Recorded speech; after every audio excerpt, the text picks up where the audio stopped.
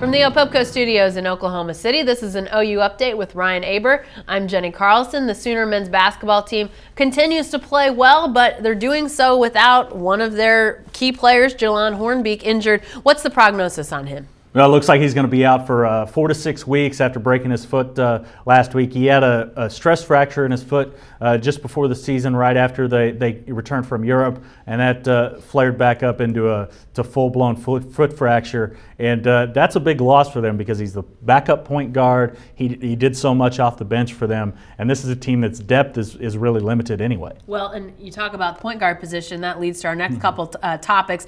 Jordan Woodard stepped up big in that Tulsa game. Maybe he should play his brother every game.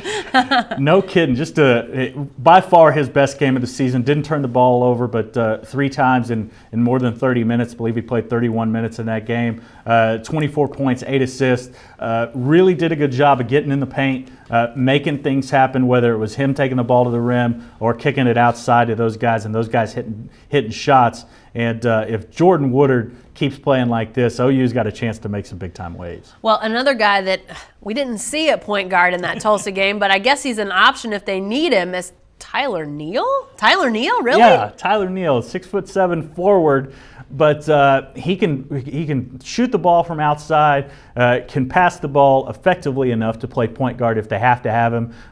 Jordan Woodard obviously is a starter right now. Isaiah Cousins, who they didn't want to play at point this year with Hornbeak and Woodard added. They wanted to. Isaiah was going to move over and be the backup guy. He played point guard for 9 minutes of that game when Woodard wasn't out. But if one of those guys would have gotten foul trouble, they would have needed a third option. It was going to be Tyler Neal. And really, when Tyler Neal came into the game, he came into it as a 5.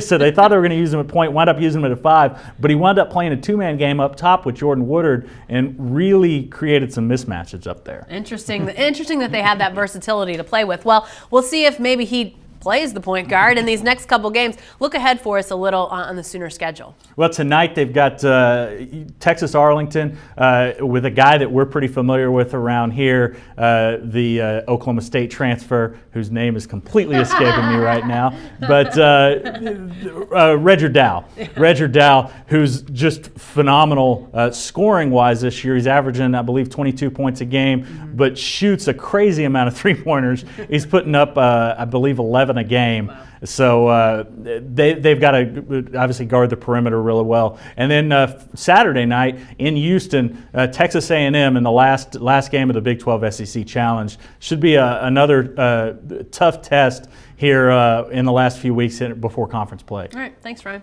Sure, stay with the best coverage team anywhere at newsok.com and every day in the Oklahoman.